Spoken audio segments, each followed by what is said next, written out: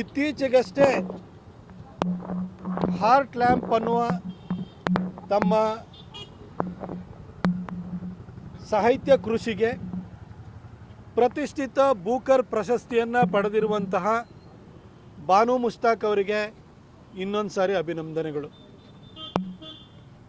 ನೀವು ಈ ಒಂದು ಪ್ರತಿಷ್ಠಿತ ಪ್ರಶಸ್ತಿಯನ್ನು ಪುರಸ್ಕಾರವನ್ನು ಪಡೆದಿರುವಂತಹ ಮೊದಲ ಕನ್ನಡತಿಯಾಗಿದ್ದೀರಿ.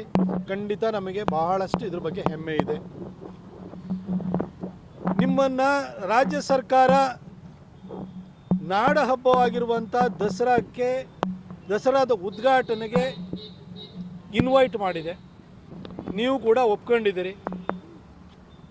ನೀವು ಮುಸಲ್ಮಾನರು ಅನ್ನೋ ಕಾರಣಕ್ಕೆ ಖಂಡಿತ ನಾನು ಅಪಸ್ವರ ಎತ್ತುತ್ತಾ ಇಲ್ಲ. ನಿಮ್ಮ ಸಾಧನೆ ಬಗ್ಗೆ ನಮಗೂ ಗೌರವ ಇದೆ. ಸಾಹಿತ್ಯದಲ್ಲಿ ನಿಮ್ಮದೇ ಆದಂಥ ಅಲ್ಪ ಸ್ವಲ್ಪ ಕೃಷಿಯನ್ನು ಮಾಡಿದ್ದೀರಿ. ಬೂಕರ ಪ್ರಶಸ್ತಿನೂ ಕೂಡ ನಿಮಗೆ ಬಂದಿದೆ. ಅದರ ಬಗ್ಗೆ ಇಡೀ ರಾಜ್ಯದ ಜನತೆಗೆ, ಭಾರತೀಯರು ಎಲ್ಲರಿಗೂ ಕೂಡ ಹೆಮ್ಮೆ, ಗೌರವ, ಪ್ರೀತಿ ಎಲ್ಲ ಇದೆ. ಆದರೆ ಈ ದಸರಾ ಅನ್ನುವ ನಾಡ ಹಬ್ಬ ಏನಿದೆಯಲ್ಲ, ಇದು ಜಾತ್ಯತೀತತೆಯ ಪ್ರತೀಕ ಅಲ್ಲ. ಇದೊಂದು ಧಾರ್ಮಿಕ ಆಚರಣೆ. ಬಾನು ಮುಷ್ತಾಕ್ ಅವರ ವೈಯಕ್ತಿಕ ಧರ್ಮದ ಬಗ್ಗೆ, ಅವರ ನಂಬಿಕೆಗಳ ಬಗ್ಗೆ ನಮಗೆ ಯಾವುದೇ ತಕರಾರಿಲ್ಲ. ಅದು ನಿಮ್ಮ ವೈಯಕ್ತಿಕ ವಿಚಾರ. ಅದ್ರ ಬಗ್ಗೆ ನಾವು ಕೂಡ ಗೌರವವನ್ನು ಇಟ್ಕೊಂಡಿದ್ವಿ. ಆದರೆ ದಸರಾ ಅನ್ನೋದು ಮಾತ್ರ ಸಂಪೂರ್ಣವಾಗಿ 100% ಇದು ಧಾರ್ಮಿಕತೆಯ ಪ್ರತೀಕ. ಇದು ನಮ್ಮ ಹಬ್ಬ. ಇದನ್ನು ನೀವು ದಸರಾ ಅಂತ ಕರಿತೀರೋ, ನವರಾತ್ರಿ ಉತ್ಸವ ಅಂತ ಕರಿತೀರೋ ನೀವು, ಅಥವಾ ದುರ್ಗಾ ಪೂಜೆ ಅಂತ ಕರಿತೀರೋ, ಏನಾದ್ರು ಕರ್ಕೊಳ್ಳಿ. ಆದರೆ ಇದು ಧಾರ್ಮಿಕ ಹಬ್ಬ, ಧಾರ್ಮಿಕ ಆಚರಣೆ. ಹೇಳಿ ಕೇಳಿ ನಮ್ಮ ಮೈಸೂರಿನ ಯದುವಂಶ ವಿಜಯನಗರ ಸಾಮ್ರಾಜ್ಯದ ಪತನದ ನಂತರ ಶ್ರೀರಂಗಪಟ್ಟಣದಲ್ಲಿ ಸಾಮ್ರಾಜ್ಯವನ್ನು ಸ್ಥಾಪನೆ ಮಾಡಿ ಆ ಪರಂಪರೆಯನ್ನು ಮುಂದುವರಿಸ್ಕೊಂಡು ಬಂದಿದೆ. ಇವತ್ತು ಕೂಡ ಅರಮನೆಯಲ್ಲಿ ಶಾಸ್ತ್ರೋಕ್ತವಾಗಿ ಎಲ್ಲ ವಿಧಿವಿಧಾನಗಳು ನಡೆಯುತ್ತೆ. ಇವತ್ತು ಡೆಮೊಕ್ರೆಟಿಕ್ ಸೆಟಪ್ ಬಂದಿರೋದ್ರಿಂದ ಈ ಸಾರ್ವಜನಿಕ ಆಚರಣೆಯನ್ನು ಸರ್ಕಾರ ತನ್ನ ಸುಪರ್ದಿಗೆ ತೆಗೆದುಕೊಂಡಿದೆ ಹೊರತು ಇದು ಸೆಕ್ಯುಲರಿಸಮ್ ಪ್ರತೀಕವಲ್ಲ. ಇದು ಧಾರ್ಮಿಕ ಆಚರಣೆ. ತಾಯಿ ಚಾಮುಂಡಿ ಬೆಟ್ಟಕ್ಕೆ ಹೋಗಿ ಅಲ್ಲಿ ಪುಷ್ಪಾರ್ಚನೆಯನ್ನು ಮಾಡಿ, ಅಲ್ಲಿ ಪೂಜೆಯನ್ನು ಮಾಡಿ, ಆರತಿಯನ್ನು ಮಾಡಿ ವಿದ್ಯುಕ್ತವಾಗಿ ದಸರಾ ಆಚರಣೆ ಪ್ರಾರಂಭವಾಗುತ್ತೆ. ಬಾನು ಮುಷ್ತಾಕ್ ಅವರಿಗೆ ತಾಯಿ ಚಾಮುಂಡಿ ಮೇಲೆ ನಂಬಿಕೆ ಇದೆಯಾ? ನಮ್ಮ ಆಚರಣೆಗಳನ್ನು ಅವರು ಪಾಲಿಸ್ತಾ ಬಂದಿದ್ದಾರಾ? ಈ ಒಂದು ದಸರಾ ಆಚರಣೆಗೆ ಅವರನ್ನು ನೀವು ಉದ್ಘಾಟನೆಗೆ ಕರೆಯೋದಾದರೆ ಅವರು ಇಲ್ಲಿವರೆಗೂ ಕೂಡ ತಾಯಿ ಚಾಮುಂಡಿಯ ತಾನು ಭಕ್ತೆಯಾಗಿದ್ದೀನಿ ಅನ್ನೋದನ್ನು ಎಲ್ಲಾದರೂ ತೋರಿಸ್ಪಡಿಸ್ಕೊಂಡಿದ್ದಾರಾ? ಹಾಗಾದರೆ ಯಾಕಾಗಿ ಕರಿತಾ ಇದ್ದೀರಿ? ಇದು ಮೈಸೂರು ಮಹಾರಾಜರು ಪ್ರಾರಂಭ ಮಾಡಿರುವಂತಹ ಅಥವಾ ವಿಜಯನಗರ ಸಾಮ್ರಾಜ್ಯದ ಪತನದ ನಂತರ ಮುಂದುವರಿಸ್ಕೊಂಡು ಬಂದಿರುವಂತಹ ಒಂದು ಆಚರಣೆ ಆಗಿದೆ. ಅಧಿದೇವತೆ ತಾಯಿ ಚಾಮುಂಡೇಶ್ವರಿ. ಈ ಭಕ್ತಿ ಭಾವದಿಂದ ಮಾಡುವಂಥ ಆಚರಣೆ ಇದೇನು ಹೋಗ್ಬಿಟ್ಟು ಸರ್ಕಾರಿ ಕಾರ್ಯಕ್ರಮಗಳು ಅಥವಾ ಪೊಲಿಟಿಷಿಯನ್ಸ್ ಜಾತ್ರೆ ಥರ ಹೋಗಿ ಟೇಪ್ ಒಟ್ಟು ಮಾಡುವಂಥ ಕಾರ್ಯಕ್ರಮ ಅಲ್ಲ. ಇದು ತಾಯಿ ಚಾಮುಂಡಿ ಮೇಲೆ ಅಚಲವಾದಂತಹ ನಂಬಿಕೆ, ವಿಶ್ವಾಸವನ್ನು ಪ್ರಕಟ ಮಾಡುವಂತಹ, ನಮ್ಮ ಭಕ್ತಿ ಭಾವವನ್ನು ತೋರ್ಪಡಿಸುವಂತಹ ಒಂದು ಆಚರಣೆಯಾಗಿದೆ. ಇದಕ್ಕೆ ಬಾನು ಮುಷ್ತಾಕ್ ಅವರು ಸೂಕ್ತವಾದ ವ್ಯಕ್ತಿ ಆಗ್ತಾರಾ? ಅದು ಪ್ರಶ್ನೆಯಾಗಿದೆ. ಬಾನು ಮುಷ್ತಾಕ್ ಅವರಿಗೆ ಮುಂದಿನ ಸಾಹಿತ್ಯ ಸಮ್ಮೇಳನ ಏನಿದೆ, ಅಖಿಲ ಭಾರತ ಸಾಹಿತ್ಯ ಸಮ್ಮೇಳನ ಯಾವತ್ತು ನಡೆಯುತ್ತೆ ಅಲ್ಲಿ ಕರೆದು ಅವ್ರನ್ನ ಚೇರ್ಮನ್ ಮಾಡಿ, ಅದಕ್ಕೆ ಅಧ್ಯಕ್ಷರನ್ನಾಗಿ ಮಾಡಿ ಅಪಾರವಾದಂಥ ಗೌರವವನ್ನು ಕೊಡಿ. ಅದಕ್ಕೆ ಸೂಕ್ತ ವ್ಯಕ್ತಿಯವರು. ಸಾಹಿತ್ಯ ಕ್ಷೇತ್ರದಲ್ಲಿ ಅವರು ಬೂಕರ್ ಪ್ರಶಸ್ತಿಯನ್ನು ಪಡ್ಕೊಂಡಿದ್ದಾರೆ.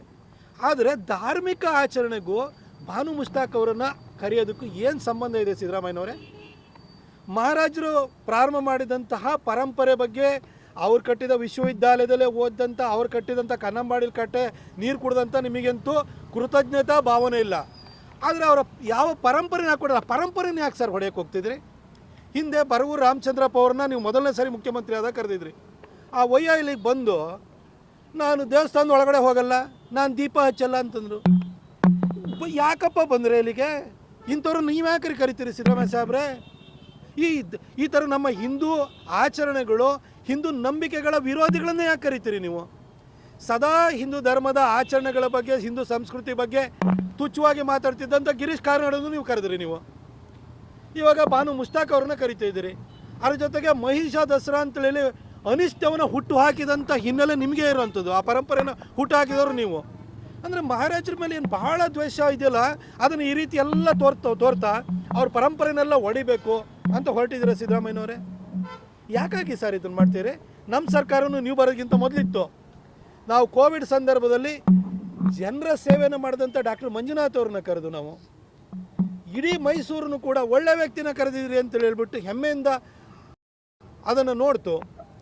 SM ಕೃಷ್ಣ ಅವ್ರನ್ನ ಕರೆದು ಮೈಸೂರಿನಲ್ಲಿ ರಿಂಗ್ ರೋಡ್ ಮಾಡಿದವರು ಯಾರು? ಮೈಸೂರಿಗೆ ಫಸ್ಟು ಬೆಂಗಳೂರಿಂದ ಮೈಸೂರಿಗೆ 4 ಲೈನ್ ಹೈವೇ ಮಾಡಿದಂಥವ್ರು ಅವರು.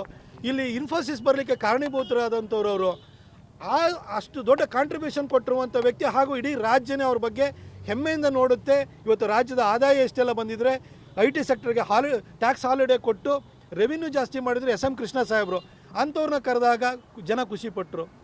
ಇನ್ನು SL ಭೈರಪ್ಪನವ್ರನ್ನ ಕರೆದ್ರು. ಅವರು ಸಾಹಿತ್ಯ ಕ್ಷೇತ್ರದ ದಿಗ್ಗಜ. ನೀವು ಈ ಬಾನು ಮುಷ್ತಾಕ್ ಅವ್ರನ್ನೆಲ್ಲ ಕಂಪೇರ್ ಮಾಡೋಕ್ಕಾಗಲ್ಲ. ಅವರು ಸರಸ್ವತಿ ಪುತ್ರ. ಅವ್ರಿಗೆ ಸರಸ್ವತಿ ಸಮ್ಮಾನ ಕೂಡ ಬಂದಿರೋದು ಮಾತ್ರ ಅಲ್ಲ, ಅಪಾರ ಸಂಖ್ಯೆಯ ಓದುಗರನ್ನ ಇರುವಂಥವ್ರು. ಮೈಸೂರಿನಲ್ಲಿ ಬಂದು ಮೈಸೂರು ವಿಶ್ವವಿದ್ಯಾಲಯದಲ್ಲಿದ್ದು ಮೈಸೂರಿನ ನೆಲೆ ಇದ್ದು ಅವರು ಈ ಊರಿಗೆ ಒಳ್ಳೆಯದನ್ನೇ ಮಾಡಿದಂಥವ್ರು. ಸಾಹಿತ್ಯ ಕ್ಷೇತ್ರಕ್ಕೆ ದೊಡ್ಡ ಕೊಡುಗೆಯನ್ನು ಕೊಟ್ಟಿರೋ ಅಂಥ ವ್ಯಕ್ತಿಯನ್ನು ನಾವು ಧರ್ಮದಲ್ಲಿ ನಂಬಿಕೆ ಇಟ್ಕೊಂಡಿರೋಂಥ ವ್ಯಕ್ತಿಯನ್ನು ನಾವು ಕರೆದಿದ್ದು. ತದನಂತರ ಬುಡಕಟ್ಟು ಜನಾಂಗಕ್ಕೆ ಸೇರಿದಂಥ ದ್ರೌಪದಿ ಮುರ್ಮು ಅವರನ್ನು ನಾವು ಕರೆಸಿದ್ದು. ಆದರೆ ನೀವು ಯಾವ ಪರಂಪರೆ ಯಾಕೆ ಕೊಡ್ತಿದ್ದೀರಿ ಸರ್? ಇದು ನಿಮ್ಮ ಸೆಕ್ಯುಲರ್ ಕಾರ್ಯಕ್ರಮ ಅಲ್ಲ ಸಿದ್ದರಾಮಯ್ಯನವರೇ. ಇದು ಧಾರ್ಮಿಕ ಆಚರಣೆ. ಬಾನು ಮುಷ್ತಾಕ್ ಅವ್ರ ಬಗ್ಗೆ ನಮಗೆ ಯಾವುದೇ ಅಬದ್ಧದ ಭಾವನೆಗಳಿಲ್ಲ. ಅವ್ರ ಬಗ್ಗೆ ಹೆಮ್ಮೆ ಇದೆ. ಆದರೆ ದಸರಾದಂಥ ತಾಯಿ ಚಾಮುಂಡಿಯನ್ನು ಆರಾಧನೆ ಮಾಡುವಂತಹ ಆಚರಣೆಯ ಉದ್ಘಾಟನೆಗೆ ಕರೆಯುವಂಥದ್ದು ಸೂಕ್ತನಾ? ದಯವಿಟ್ಟು ಮರುಚಿಂತನೆಯನ್ನು ಮಾಡಿ. ಉದ್ಘಾಟನೆ ಮಾಡಬೇಕು ಅನ್ನೋದು ಒಂದು ಉದ್ದೇಶನ. ಇದು ಹಿಂದೂ ಆಚರಣೆನಾ ಅಥವಾ ಇದು ಸೆಕ್ಯುಲರ್ ಆಚರಣೆನಾ? ದಯವಿಟ್ಟು ಹೇಳಿ. ಇದು ಹಿಂದೂ ಆಚರಣೆ ಆದಮೇಲೆ ಹಿಂದೂ ಧರ್ಮದಲ್ಲಿ ನಂಬಿಕೆ ಇರಬೇಕು, ಈ ಆಚರಣೆಯಲ್ಲಿ ನಂಬಿಕೆ ಇರಬೇಕು. ಈಗ ಬಾನು ಮುಷ್ತಾಕ್ ಅವರು ಮುಸಲ್ಮಾನ ಧರ್ಮಕ್ಕೆ ಸೇರಿದಂಥವ್ರು. ಅಲ್ಲಾಹುನ ಬಿಟ್ಟರೆ ಬೇರೆ ಯಾರು ಕೂಡ ಪೂಜೆಗೆ ಭಾಜನರಲ್ಲ ಅಂತ ಅವ್ರ ಧರ್ಮ ಹೇಳುತ್ತೆ. ಈಗ ಅವ್ರ ತಾಯಿ ಚಾಮುಂಡಿಯ ಪೂಜೆಯನ್ನು ಇಲ್ಲಿ ಮಾಡ್ತು ಅಂದರೆ ಅವ್ರ ಧರ್ಮಕ್ಕೆ ವಿರುದ್ಧ ಆಗಲ್ವಾ? ಅದನ್ನು ಮಾಡ್ತಾರಂತ ಕೇಳಿ. ಅವರು ತಾಯಿ ಚಾಮುಂಡಿಯಲ್ಲಿ ನನಗೆ ವಿಶ್ವಾಸ ಇದೆ, ನಾನು ನಂಬುತ್ತೀನಿ ಅಂತ ಅವ್ರು ಹೇಳ್ಬಿಡ್ಲಿ, ನಮಗೇನು ತಕರಾರಿಲ್ಲ.